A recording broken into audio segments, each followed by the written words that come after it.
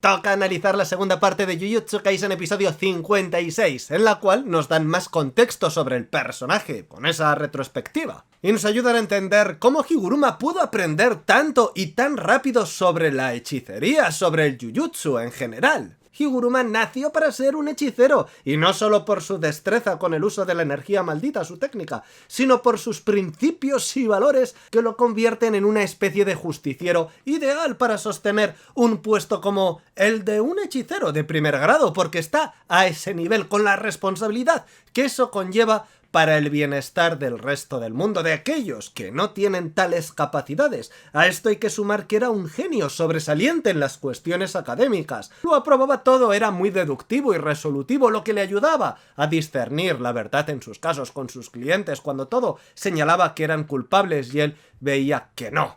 Había algo de detective detrás. Y eso está bien porque es algo que va muy ligado con el tema de su trabajo. Y todas esas cualidades que él aplicó como abogado son las bases que lo convierten en uno de los mejores hechiceros de la época moderna. Ese intelecto deductivo, detectivesco, esa inteligencia que le hacía destacar del resto, le ayudaron a entender y comprender la hechicería y la energía maldita en muy poco tiempo. Por eso Higuruma, sobre todo, brilla como hechicero. Nació para ello, y su historia de origen demuestra su talento y justifica súper bien que sea tan bueno de forma natural, coherente, orgánica, que muchos dirán, es que no me lo creo, es que en 12 días, mientras otros tal...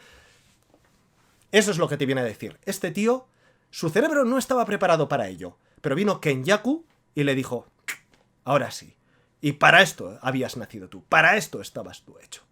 Un monstruo. Fijaos cómo dicen que para él los estudios eran una labor sencilla. Llenaba su mente de conocimientos y después, según la práctica lo requería, sacaba los conocimientos justos y necesarios de ese enorme archivador que es su cerebro. Esto es lo mismo que aplica con su técnica y el Jujutsu en general. Parte técnica. Este episodio hay que verlo varias veces para no perderte nada. Yo primero...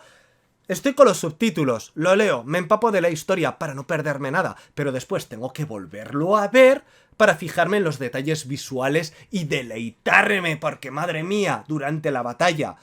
¡qué gozada! Comparar este combate con el manga es totalmente absurdo. El anime está muy por encima. Estamos hablando de 4 o 6 páginas que tenemos en el manga antes de que Itadori pida un segundo juicio. Y han sido adaptadas de una forma brutalísima. Aquí podemos apreciar detalles como la seguridad que tiene Higuruma controlando su martillo. En este intercambio con Itadori, que le da hasta tiempo de acomodarse la corbata porque sabe que con su martillo no le puede hacer daño. Antes de alcanzarlo, lo hace desaparecer para invocarlo de nuevo en su mano. De hecho, el martillo está continuamente apareciendo y desapareciendo. Fijaos, este momento tan breve en el cual vemos cómo desaparece para después volver a la mano de Higuruma. No es que le vuelva literalmente, él lo desinvoca para volverlo a invocar en su mano. Mientras que en el manga Higuruma le explica a Itadori cara a cara que confiscación temporalmente impide usar la técnica maldita, o en el caso de Itadori su energía maldita, en el anime Itadori no baja la guardia, evita ese cara a cara, se va escondiendo detrás de las sillas por cualquier sitio de la sala que lo permita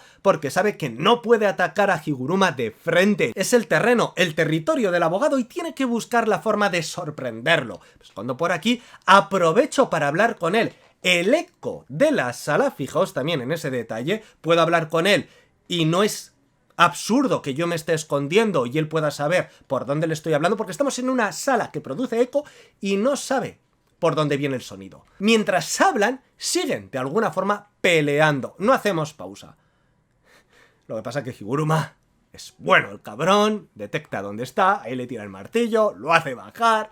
En fin, una absoluta locura. Por esto, esta es una de las mejores adaptaciones que he visto en mi vida. Itadori piensa en que esta técnica, similar a un contrato vinculante, tiene que tener algo que le permita mover ficha. No puede ser tan ventajosa para Higuruma, debe existir un equilibrio, y cae en que puede solicitar otro juicio. Ojo, no es que recurra la anterior sentencia, que repita en el juicio de antes porque no estaba conforme con la sentencia. No. es la oportunidad de volver a jugar una partida, siendo juzgado por otro caso diferente, la masacre de Shibuya. Y aquí vamos a lo profundo o a lo sentimental. La mirada de Itadori cambia por completo y no duda en considerarse culpable. No lo pelea, no titubea, aunque esto suponga perder. Es tanta su culpabilidad, lo grita tanto que en cuanto se lo... Sí, yo fui, es lo mínimo que puedo hacer por esas vidas. ¿Cómo lo voy a negar después de haberlas quitado? Es lo mínimo que puedo hacer por ellos y esto serviría para compensar algo, incluso comerme el castigo. Así que la sentencia está clara. Ya expliqué en el otro vídeo al detalle por qué Judgment no aplica la sentencia. Sí lo hace para confiscar la energía maldita, que es una de las partes que conlleva esta sentencia, pero no para aplicar la sentencia de muerte, resumiendo porque eso sería considerado un golpe certero letal. Cosa de la que no dispone esta expansión de dominio. Sí, la parte del golpe certero, pero no la parte letal. Así que en su lugar le da el arma ejecutora a Higuruma, que deja su rol de letrado para convertirse en el verdugo. Bueno, le da. Ya sabemos que lo que hace es convertir el martillo en espada. Pero es algo que hace el Shikigami. No puede hacerlo por voluntad propia Higuruma. Que esto, bueno, ya lo hemos dicho en el anterior vídeo. La técnica de Higuruma parte siempre de su expansión de dominio, así que para que él pueda tener esa espada de luz, no le sirve con tengo el martillo y voy a convertirlo ahora en una espada para luchar contra mi rival. No, tiene que pasar por todo este proceso de juicio y que después Judgment diga, venga, condena de muerte, entonces ahora te doy la espada. Y ahora me veis con otra ropa porque grabo esto después de haber terminado el análisis, tras darme cuenta que no había pillado yo bien la escena del señor Yoshizawa, se llama así. Cuando nos presentan a este señor, el señor Yoshizawa, no sabía bien por qué le enfocaban tanto la mirada. Digo, joder, igual es su padre, igual es alguien más importante que un simple mentor. Y después caigo. ¡Ay! Esto es puro lenguaje visual. La escena se centra en mostrar el pestañeo del personaje de forma muy lenta. Y recordemos que nos han hablado sobre la mirada ciega de la justicia. Así que nos quedamos con esas dos cosas y sumamos que en este momento Higuruma está diciendo que cuanto más se acerca a las personas, más descubre su fealdad. Así que este fue un juez especial para él, fue juez porque lo vemos con la toga, cercano, alguien que en un principio admiró, pero que como parte del sistema, siendo juez, acababa aplicando la justicia no siempre de la forma correcta, habiendo condenado a gente inocente como muchos otros. Por eso vemos ese pestañeo como parte del sistema, alguien que cierra sus ojos como la justicia ciega. Además, una mirada, si os dais cuenta, apagada, con cierta pena que arrastra, ¿verdad? Pero eso es lo maravilloso, ¿no? Como Jujutsu Kaisen te mete estos detallitos visuales que te cuentan más que los propios diálogos. Esta era una persona que había decepcionado a Higuruma, y podemos entender por qué prefirió optar por otro camino que el de convertirse en juez. Seguir como abogado para luchar contra las injusticias, aunque fuese una lucha perdida, cosa que también explica por qué tenía esa mirada tan impasible cuando declaraban a su cliente culpable y él se quedaba así mirando como si no le afectase, que sabemos que sí le afectaba mucho, pero no le pillaba de susto. Tenía esa mirada porque sabía que era complicado ganar, sabía que al final acabaría perdiendo su cliente porque el sistema funcionaba así de mal, estaba tan corrupto que nada le sorprendía. Me encanta esta toma en la que podemos ver a los personajes cada uno debajo de un foco de diferentes colores. Apropiadamente el amarillo ilumina a Higuruma, que aquí representa la justicia, e Itadori está bajo la luz azul con tintes púrpuras, como si se le aplicase algo de rojo, representando la culpa de Yuji. Tal vez, no sé, esto es una interpretación personal. Pero lo cierto es que esa luz está ahí porque como lenguaje visual ejemplifica las palabras de Higuruma. Ojo con esto que lo vais a entender y os va a encantar. Higuruma para este punto ya conoce la verdad. Sabe que Itadori pretende cargar con la culpa de unas muertes que en realidad no cometió. Antes de abrir el sobre, el Shikigami le comparte mentalmente o espiritualmente toda la información que contiene el sobre con las pistas sobre la masacre. El abogado tenía una visión pesimista del mundo. Un mundo injusto incluso dentro de las leyes. Y le dice a Itadori: en los lugares en los que se enciende una luz, siempre hay oscuridad alrededor. Un vacío que se extiende. Yuji es esa luz, un alma noble, por eso se representa bajo el foco, mientras que lo que le rodea es oscuridad. La luz son sus buenas intenciones, pero esa luz está aislada por el vacío. Bajo el contexto antes explicado del señor Yoshizawa, no estaríamos hablando de que Yuji es alguien bueno rodeado de malos. Hablaríamos de que detrás de una buena intención siempre hay algo feo, oscuro, que no se ve a primera vista, como alguien que se hace juez para impartir justicia con un propósito noble, pero que el resultado es despreciable tras condenar a inocentes. ¿De qué importa la buena intención de Itadori si sus acciones desencadenan un desenlace negativo? ¿Y qué hace Itadori? Moverse, avanzar, ir en contra del pensamiento que expone en ese momento Higuruma saliendo de ese foco. Este es el último gran asalto que tenemos, envuelto con esa música tan hermosa y las reflexiones del abogado sobre Itadori, que mientras muchos son culpados de crímenes que no cometen, él se culpa de uno que podría haber sido absuelto. Esta ha sido una pelea entre la justicia impuesta por la ley de Judgment, su sentencia equivocada, y la justicia verdadera o la inocencia representada por Yuji, y al final gana lo segundo, siendo los focos de Itadori los que acaban alumbrando la saga. Pero lo más importante, ¿por qué se apiada en ese momento de Itadori y no simplemente acatar la ley? Cumplir la sentencia si el propio Itadori había asumido la culpa. Podría haberlo hecho, al fin y al cabo, como él dice,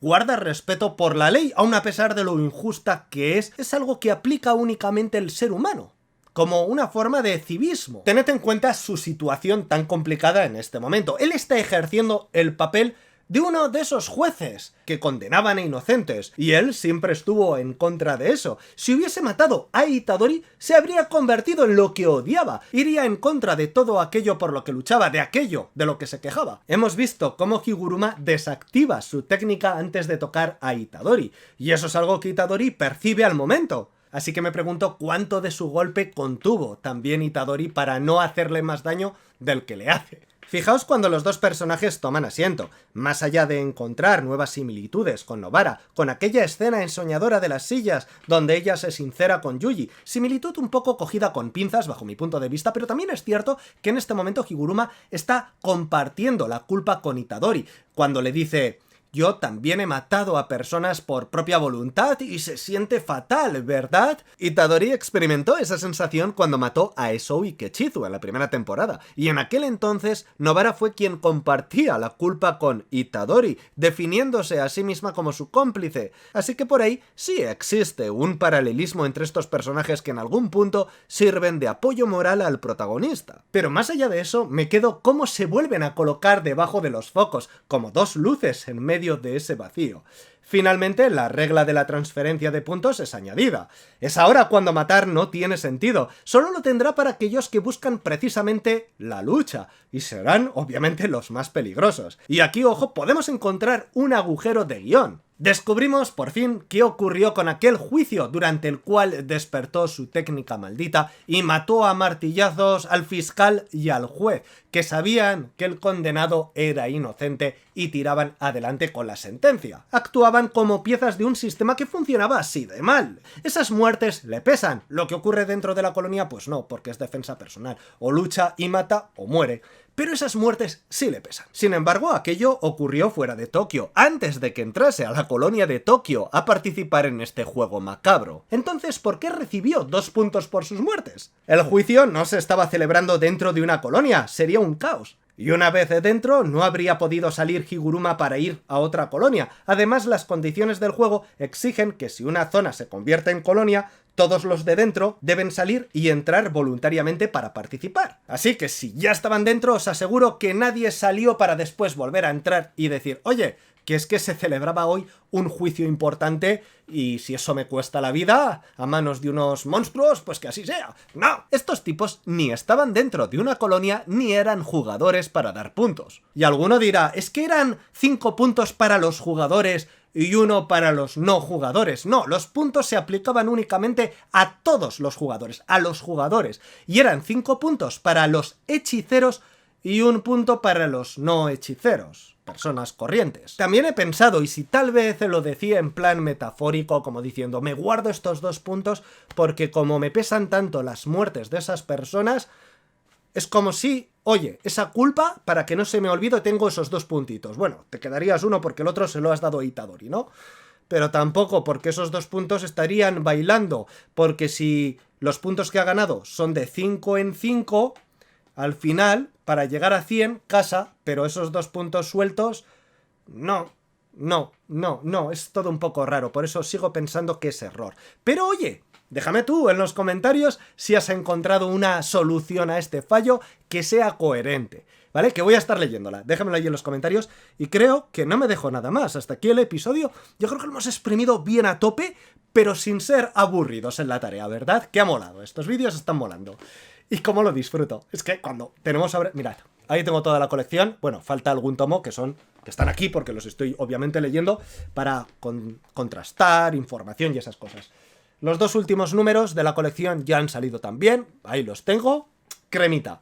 Se os quiere, gracias como siempre por haber visto este vídeo y por supuesto siempre apoyadlos, ya sabéis, compartiendo, hipeando y todas esas cosas. Os quiero.